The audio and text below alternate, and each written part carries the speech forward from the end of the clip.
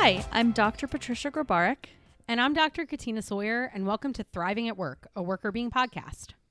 You can learn more about us on our website, workerbeing.com, or on social, or if you'd like, you can support our community. You can find more details about our community at workerbeing.com/community.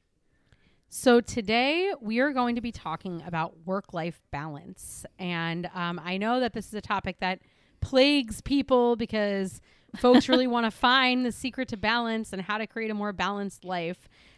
So before we dive into kind of the takeaways for what we will be discussing today, I have a question for you, or just a thought that maybe we could set out there and our listeners could maybe think about, which is, if you close your eyes and imagine a time that you felt really balanced, and it could be any time in your life at all, when do you feel like was a period of time in your life where you felt like, wow, like I had a glimpse of what balance might look like?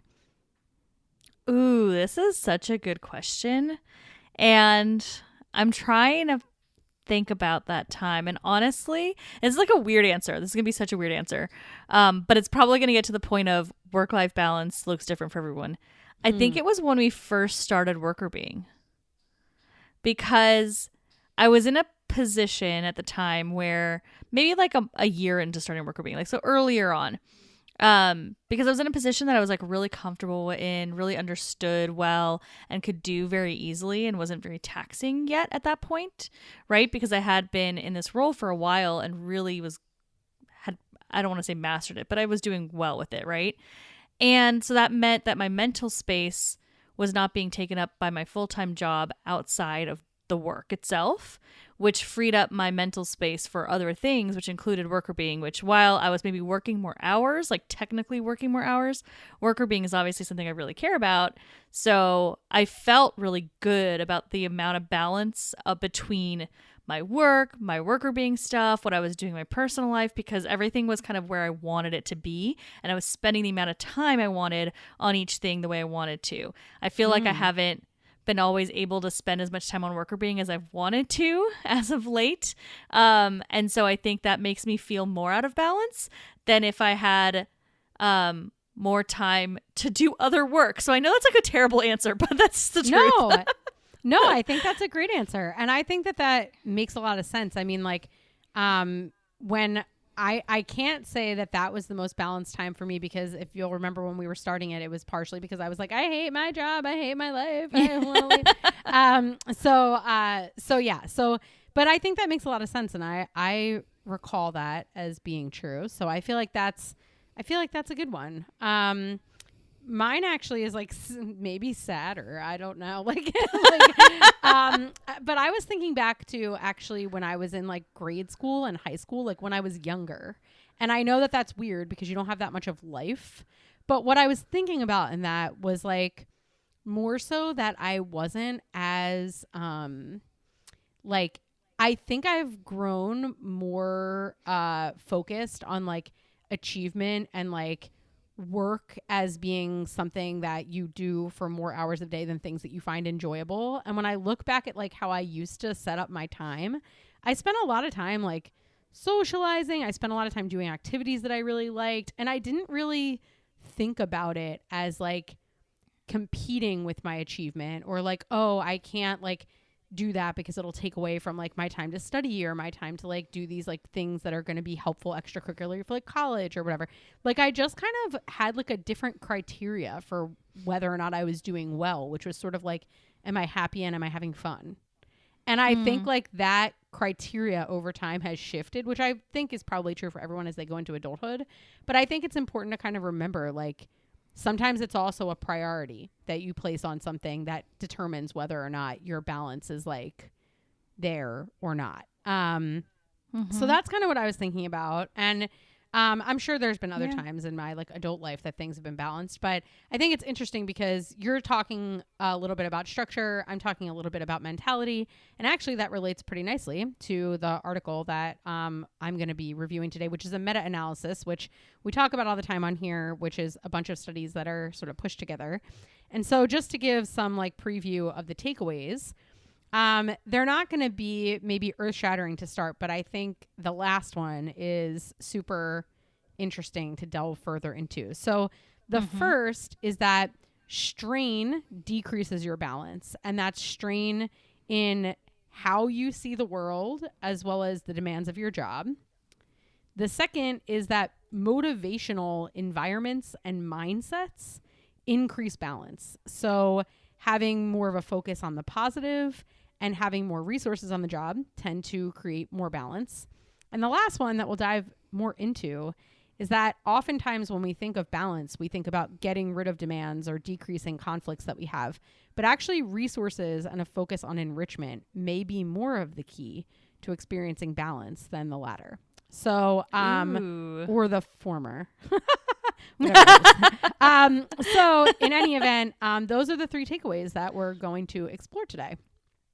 Ooh, that last one's a little controversial. So Yes. I love it. Yes, it definitely is. It definitely is. So I think that makes a lot of sense.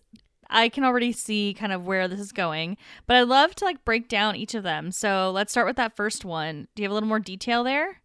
Yeah. So just to give a sense of the article that I'm looking at. So this article basically looked at 130 studies. And so it was across over 200,000 people looking at their work-life balance. So this is a huge, huge study. And they were sort of interested in what precedes people's work-life balance. So this is a big question in life. It's like, okay, we talk about balance all the time. What can I do to try to make sure that my life is in balance? And, you know, while we talk about work-life balance being sort of not a one-size-fits-all solution, it is sort of a feeling that we can achieve for ourselves, even if what it looks like might be different. So this idea of balance is sort of the evaluation that you have for how favorably you're combining your work and non-work roles, so that you're feeling satisfied with or effective with the way that you're sort of working across your work and life domains. So again, like you mentioned, it is not one size fits all from the perspective of that could be derived differently for different people. But it's really about kind of your attitude about how you're combining things at work and things outside of work to a point where you feel like they're harmonious in a way that you're satisfied with. So that's the idea of balance.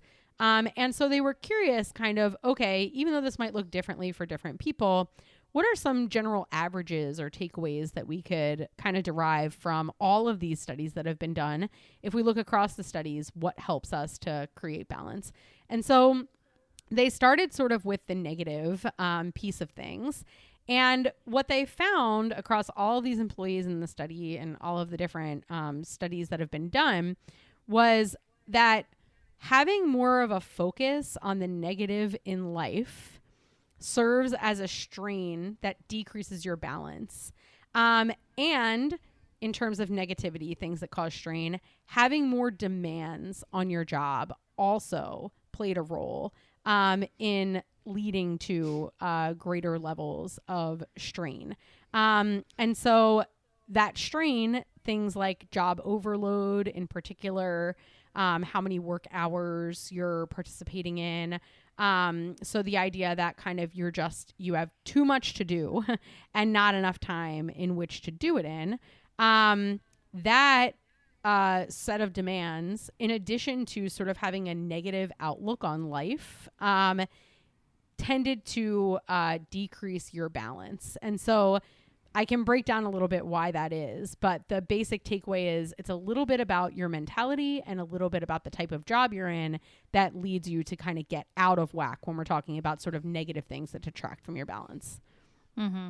So that makes sense, right? Like if you have a lot of things going on, a lot of work to do, not enough time, a lot of demands on your time that are not, even if you love your job and you want to do your job a lot, you want to work more hours than you need to, that still is going to cause stress over time, just having too much to do, right?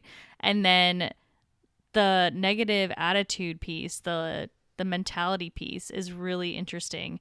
So if you're kind of looking at things in a with like the glass half empty? Like, I'd love to hear more about that one.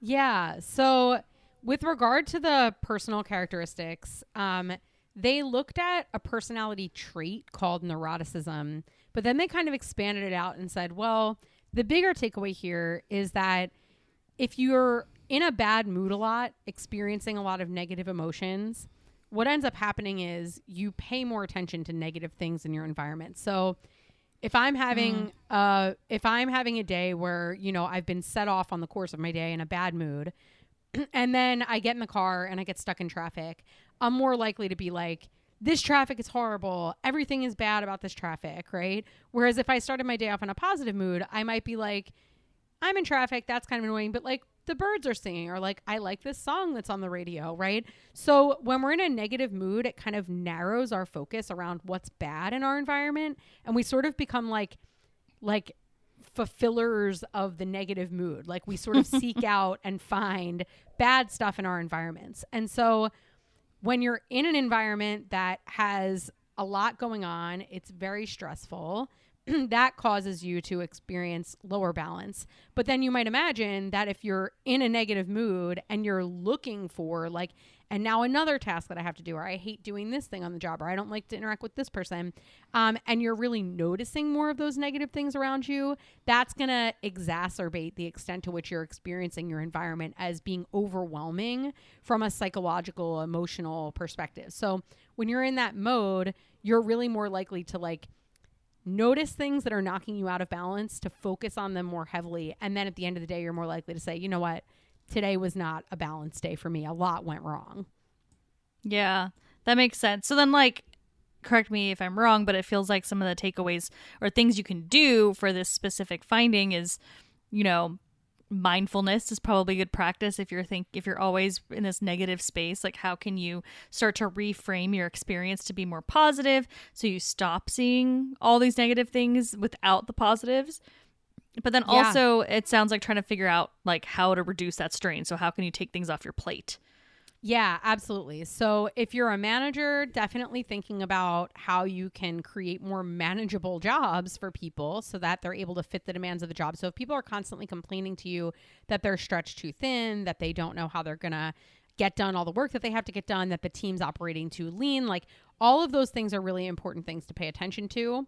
And if you're in a job where you have a lot of those demands and you're recognizing that you have those, having a conversation with your manager can help. Figuring out maybe ways to streamline certain tasks, asking which tasks you can delegate, maybe delegating some tasks off your plate, or also thinking about, are there certain things that you can roll off of? So maybe you're on some committees at work that you don't have to do, or you're in a bunch of meetings every week that you could make the suggestion that maybe these don't need to be meetings, but they could be emails or whatever, right? So decreasing the demands of the job directly. And if you're a manager, you obviously have control or more control over those for your teams.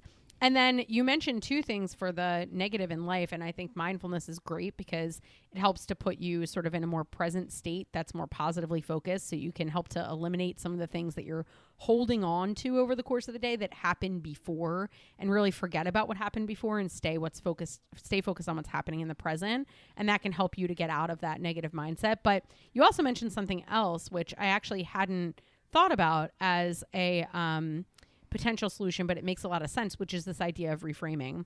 And so there's a whole literature on reframing, which suggests that if you're in the midst of feeling negatively about something and you pause and you say, okay, that may be true that this task is terrible, but what's positive about it? So maybe I don't like doing this task, but perhaps whenever I do this task, my boss is really pleased with me and I get positive feedback. And so it helps me to advance in my career. Or maybe every time I do this task, I learn something a little bit new or interesting that I could apply to my toolkit, right? So trying to actually like step back and say, what's positive about this? And even if you just step back and say, okay, well, the positive thing about this is that in 20 minutes it will be done.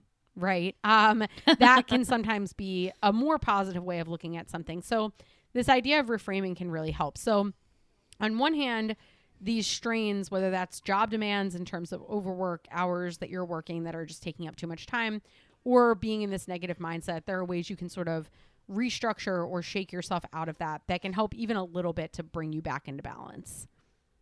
Yeah, that makes a lot of sense. Okay, so that's I think a really good learning, something you can easily, maybe not easily, it's not always easy to reframe or practice mindfulness or even reduce your workload, but something that there's like tangible things that we can understand and try to work on. What about that second takeaway? What details do you have on that one? Yeah. So this is more on the positive end of things, which is basically the idea that what they found was best for balance is creating a motivational work environment and mindset. And so this means two things similar to the strain piece. So I thought it was kind of interesting that in both categories, they found that what really helps out of all the things that could help with balance are something about mindset and something about demands or resources, right? And so so in the motivational piece of things, what they found was something that is really cool for us because we actually have a course on this. What they found was that focusing more on the positive at work, particularly growing your psychological capital, help to increase your feelings of balance.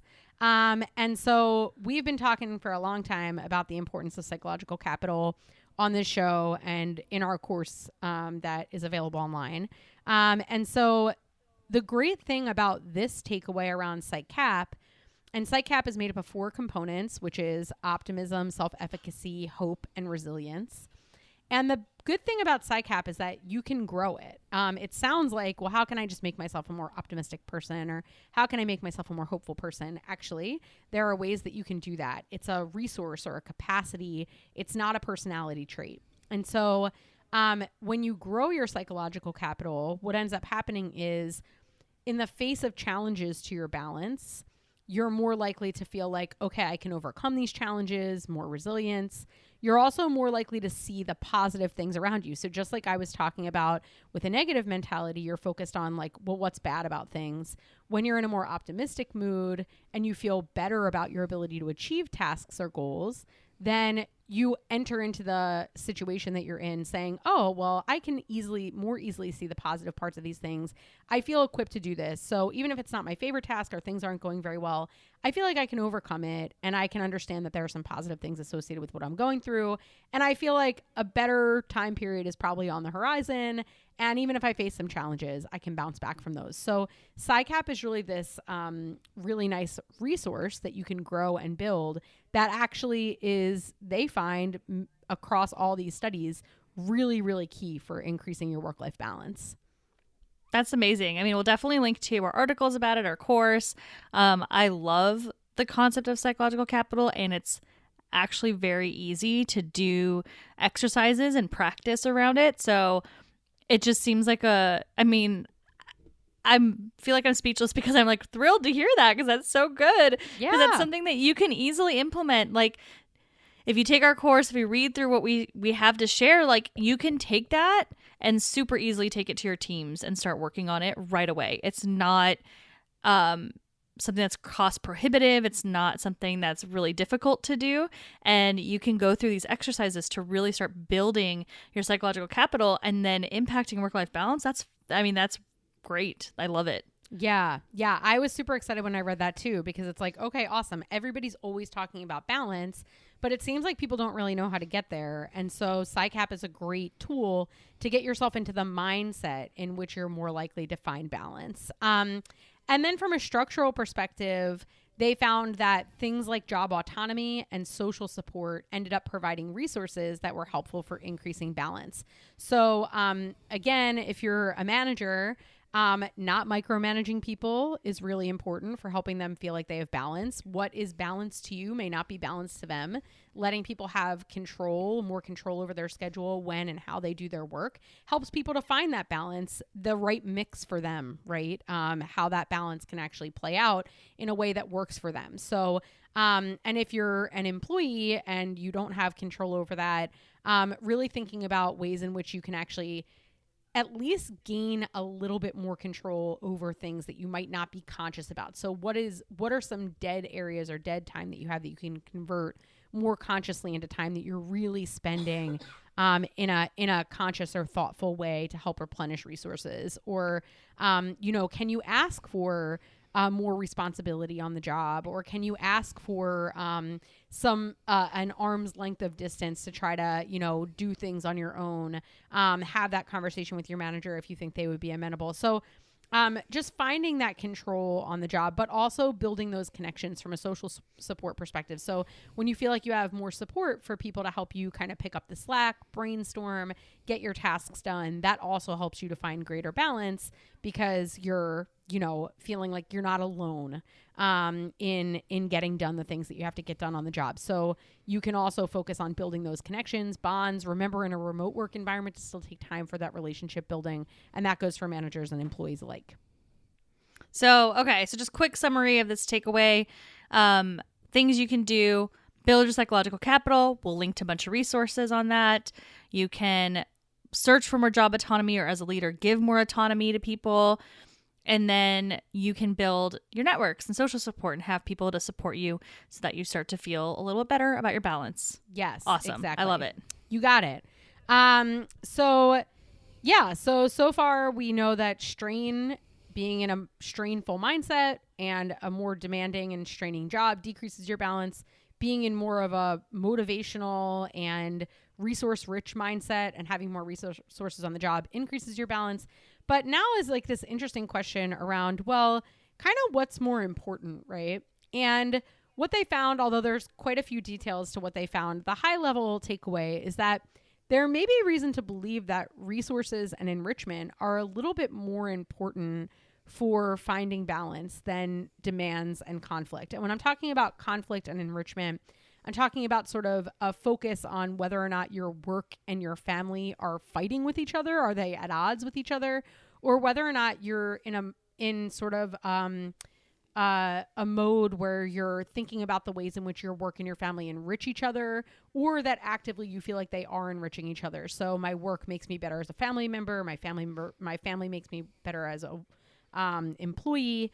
And it could be people outside of family or just your life experiences as well. It doesn't need to be specifically related to a family unit. But what they find here is that when you're thinking about balance, building resources in and really focusing on creating and uncovering those enriching experiences. When is who you are in life making you a better employee? When is who you are at work making you better in your life? Is actually a little bit better for improving your ability to feel balance than if you're trying to eliminate demands and eliminate conflicts. So it's not just about getting rid of bad stuff. Even more key, maybe proactively making sure that you have access to good stuff. And I'm sure that there's like some sort of relationship with assuming, you're working within a normal range of hours, things like that, right? Like there's obviously extreme situations where enrichment may not be the only solution, right? Like no matter what, you're going to burn out.